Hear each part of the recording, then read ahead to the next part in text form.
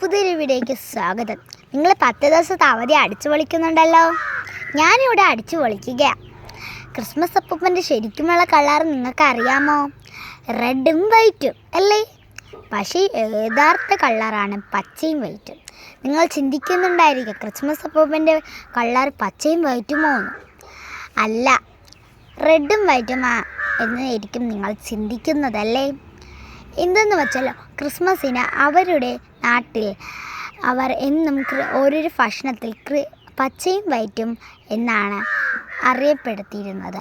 പക്ഷെ ഒരു കൊക്കക്കോള ഫാക്ടറിയിൽ അവർ റെഡും വൈറ്റുമാണ് ക്രിസ്മസ് അപ്പൂപ്പന് ആക്കിയിരുന്നത്.